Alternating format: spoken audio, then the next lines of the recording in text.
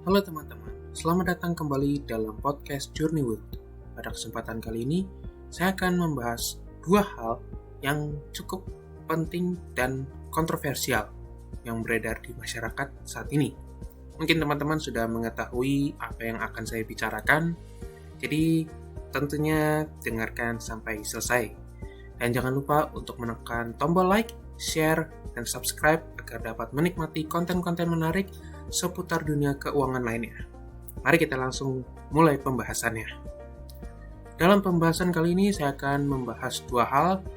Yang pertama adalah UKT atau uang kuliah tetap. Yang kedua adalah TAPERA atau tabungan perumahan rakyat. Kita akan bahas satu demi satu terlebih dahulu. Yang pertama adalah mengenai UKT. Mengapa UKT menjadi pembahasan yang cukup menarik? Karena tentunya perlu dilihat dari banyak berita yang sudah beredar. Tentunya teman-teman juga sudah tahulah bahwa banyak berita yang membahas mengenai UKT ini.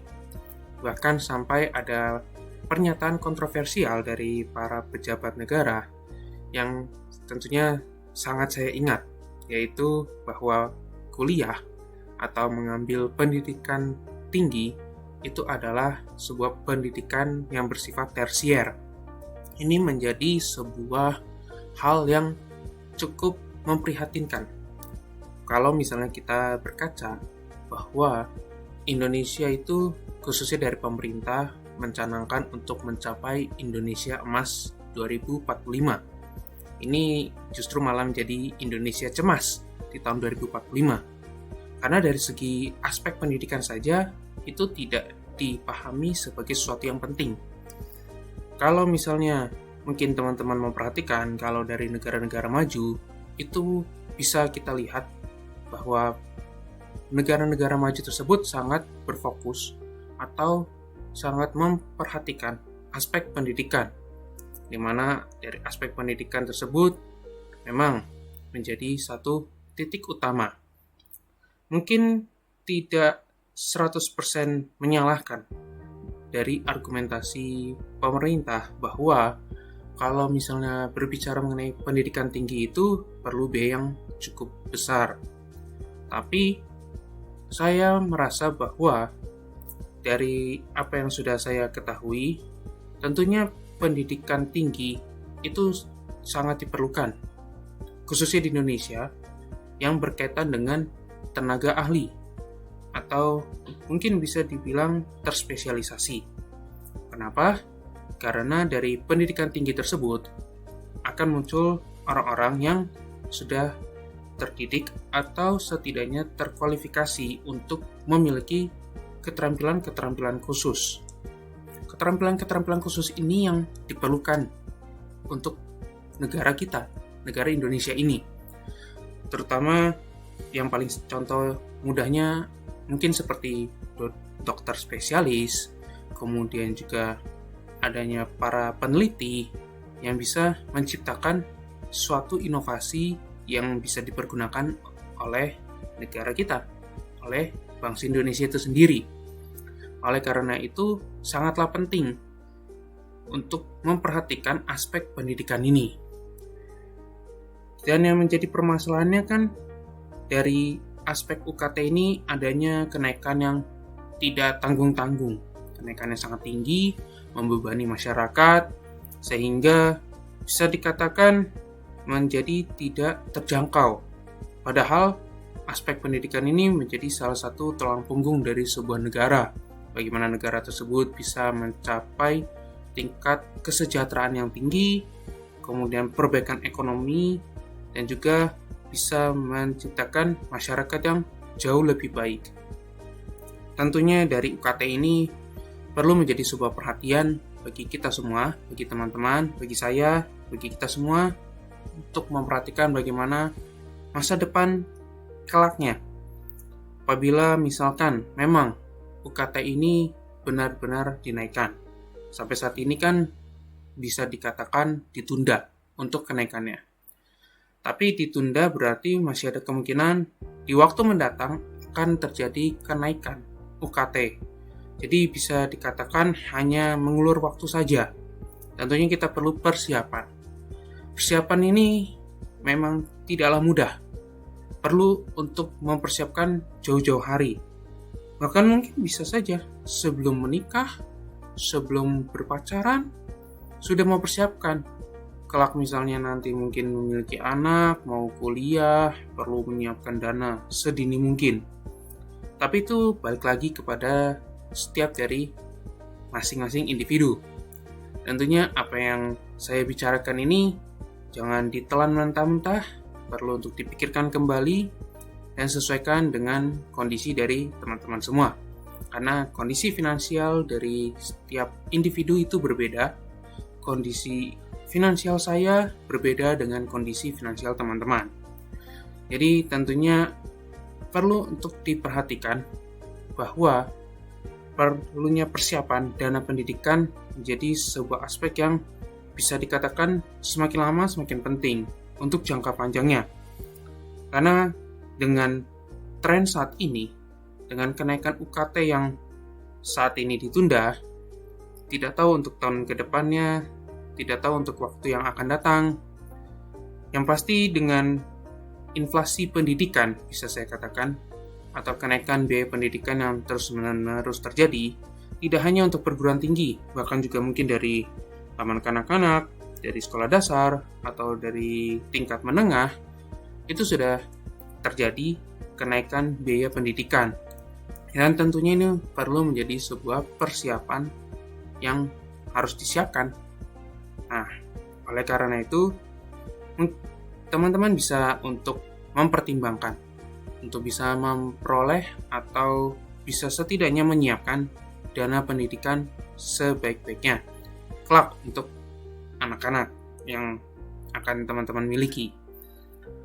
Itu pembahasan yang singkat mengenai topik pertama, yaitu mengenai UKT. Topik berikutnya adalah mengenai tapera atau tabungan perumahan rakyat, yang dimana topik ini menjadi jauh lebih urgensi kalau dari opini pribadi saya. Kenapa? Karena kalau dari UKT itu kan sudah diputuskan untuk ditunda kenaikannya. Setidaknya masih ada waktu. Sementara kalau kita berbicara mengenai tapera, ini sudah dikeluarkan peraturan pemerintahnya. Nah, jadi bisa dikatakan dari peraturan pemerintah ini sudah ada landasan hukum untuk menetapkan adanya tapera atau tabungan perumahan rakyat. Untuk tapera sendiri sebenarnya sudah banyak yang bahas. Jadi tapera itu kan sebenarnya sebuah tabungan yang diperuntukkan bagi masyarakat yang memerlukan perumahan, memerlukan tempat tinggal, yang dimana kebutuhan utamanya adalah properti atau tempat tinggal atau rumah.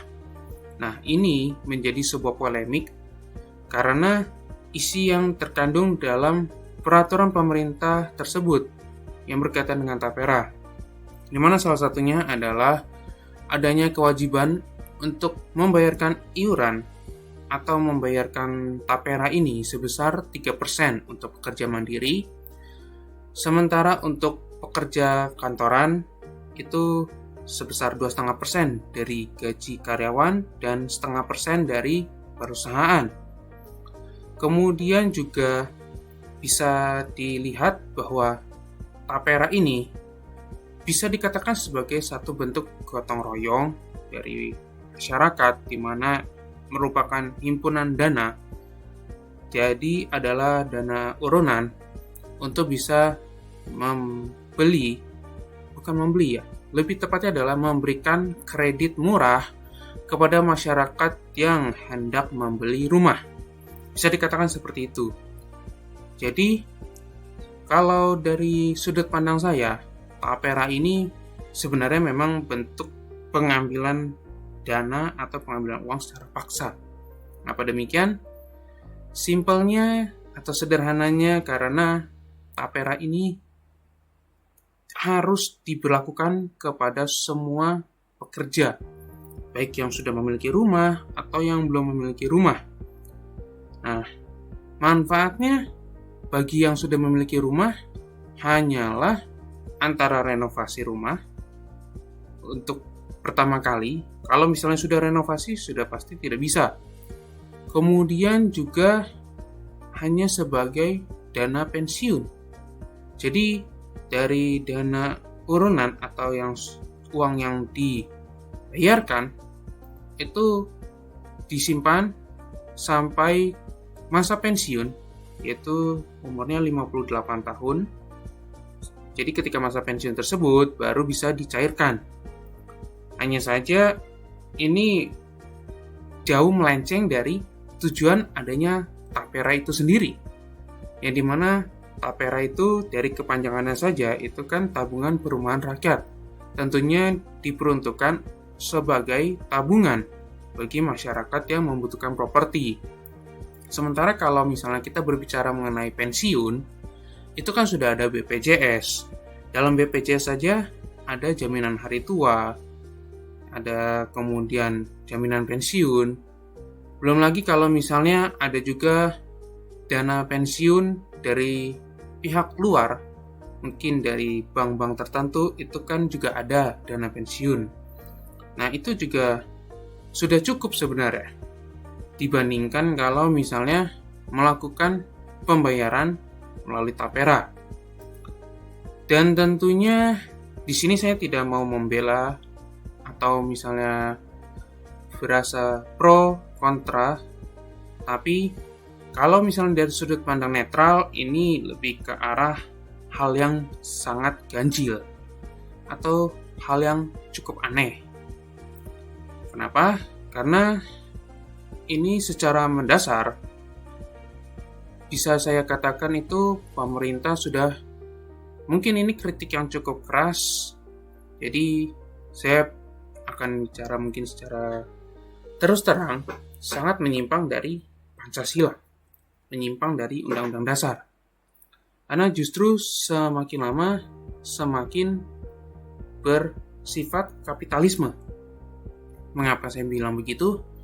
Karena lebih mengarah kepada satu bentuk monetisasi, baik dari segi pendidikan melalui UKT ataupun juga melalui tapera untuk perumahan.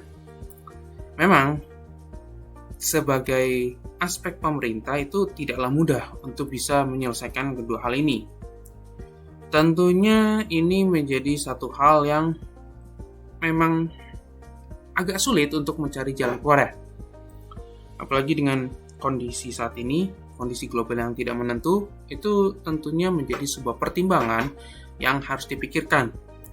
Tentunya ini tidak hanya dari segi pemerintah, tapi juga dari seluruh lapisan masyarakat. Karena ini sangat menyangkut hajat hidup orang banyak, dari pendidikan dan juga dari tapera ini sendiri. Mungkin saya bisa katakan bahwa dari adanya tapera ini, atau dari kenaikan UKT ini, saya bisa melihat ini semacam lahan basah yang baru, bisa dikatakan seperti itu. Kenapa?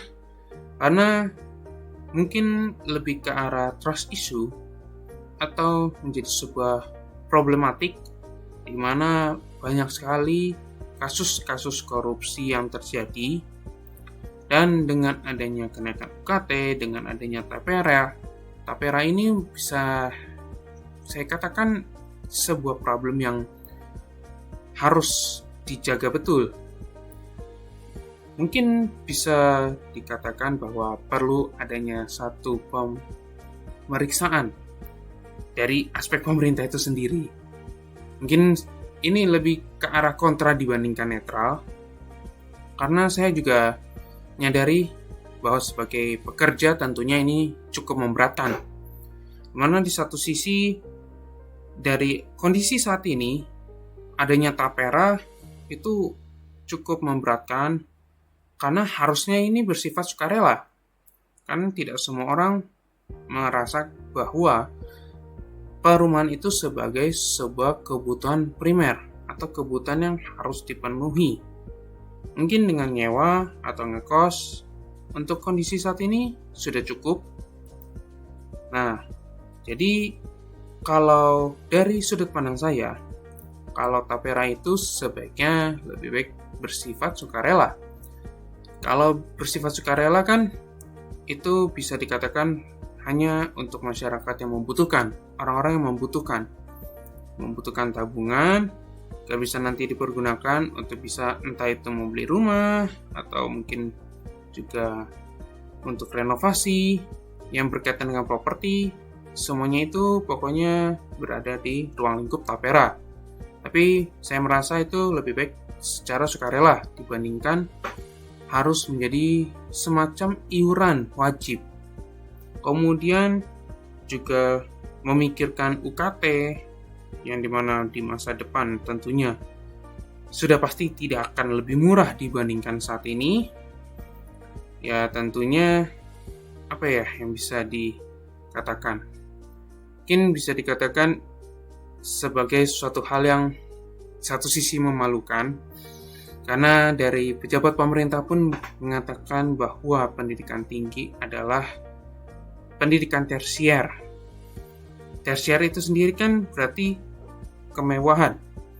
Berarti pendidikan tinggi itu merupakan sebuah kemewahan setara dengan hiburan, setara dengan pariwisata.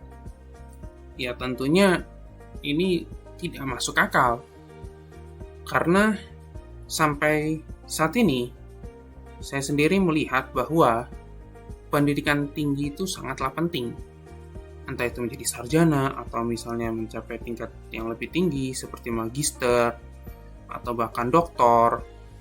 Itu bukan hanya sekedar sebuah sebuah judul atau sebuah gelar.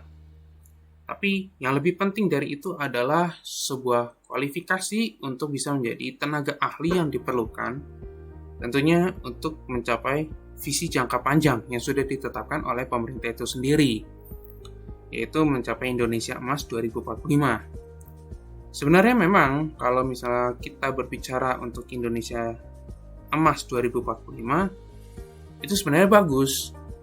Tapi dengan kondisi saat ini, ya mungkin lebih baik cemas dulu aja. Dengan kondisi yang bisa dikatakan ya cukup memprihatinkan. Oleh karena itu, kalau misalnya berbicara mengenai hal-hal yang perlu untuk diperhatikan mengenai keuangan pribadi berkaitan dengan UKT, berkaitan dengan Tapera, mungkin saya bisa bilang yang pertama adalah perlunya persiapan dana pendidikan secara jangka panjang. Mungkin teman-teman yang sudah berkeluarga itu bisa relate terhadap kondisi saat ini, khususnya dari aspek pendidikan. Tentunya dengan biaya pendidikan yang tidak murah, apalagi kalau misalnya bersekolah di sekolah swasta, itu tentunya jauh lebih tinggi lagi dibandingkan dengan sekolah negeri.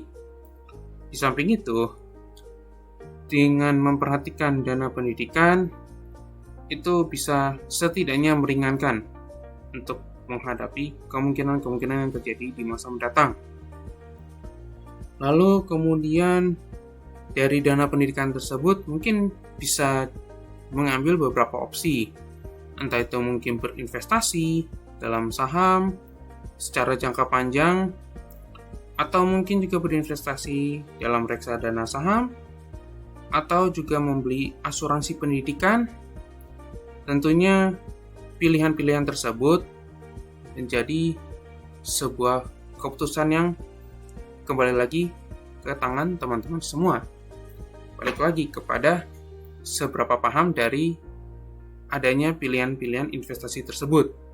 Ya tentunya teman-teman perlu mempelajari bagaimana setiap instrumen investasi tersebut bekerja, apakah sesuai dengan apa yang teman-teman harapkan untuk bisa tercapai. Jadi kembali lagi kepada setiap aspek yang teman-teman miliki dalam menghadapi risiko. Karena tentunya setiap instrumen investasi memiliki risiko. Jadi yang pasti saya selalu disclaimer bahwa ini bukan sebuah rekomendasi, hanya menawarkan sebuah pilihan adanya berbagai macam instrumen investasi. Kemudian yang kedua adalah mulai memperhatikan bagaimana pengeluaran kita. Tentunya dengan adanya UKT yang semakin tinggi, biaya pendidikan semakin tinggi, kemudian juga adanya potongan tapera, tentunya ini sudah pasti akan membuat kita mengalami kesulitan kalau misalnya kita tidak memperhatikan pengeluaran kita. Nah, memperhatikan pengeluaran ini tentunya secara langsung memperhatikan bagaimana arus uang keluar kita itu dipergunakan untuk apa saja, dan juga secara tidak langsung itu membuat anggaran, memprioritaskan pengeluaran-pengeluaran yang bersifat esensial dan penting. Tentunya itu menjadi satu bentuk langkah yang bisa diambil. Tapi yang paling penting untuk saat ini bisa saya katakan adalah mencoba untuk meningkatkan pendapatan. Entah itu mungkin mengambil pekerjaan sampingan, atau mungkin jadi seorang yang freelance juga, selain bekerja kantoran. Tentunya itu banyak aspek lah yang mungkin teman-teman bisa eksplor sendiri. Karena kalau misalnya kita membicarakan mengenai penghasilan tambahan atau pendapatan yang baru, mungkin podcast ini akan berlangsung sangat amat lama. Jadi bisa saya katakan ada 3 hal. Yang pertama adalah mempersiapkan dana pendidikan, kemudian mengatur pengeluaran, dan juga meningkatkan pendapatan. Jadi itu saja apa yang bisa saya bagikan, apa yang bisa saya bahas, apa yang bisa saya sampaikan kepada teman-teman yang mendengarkan sampai kepada titik ini. Tentunya saya mengucapkan terima kasih kepada teman-teman yang sudah mendengarkan sampai kepada bagian akhir ini. Jangan lupa teman-teman untuk terus stay tune dengan perkembangan perekonomian yang semakin berubah-ubah, terus senantiasa meningkatkan literasi keuangan, ya, dan tentunya juga bisa untuk senantiasa mendengarkan podcast dari channel Journey Wealth ini. Tentunya juga ada video-video yang bisa juga teman-teman saksikan. Terima kasih telah mendengarkan dan sampai jumpa dalam konten-konten berikutnya.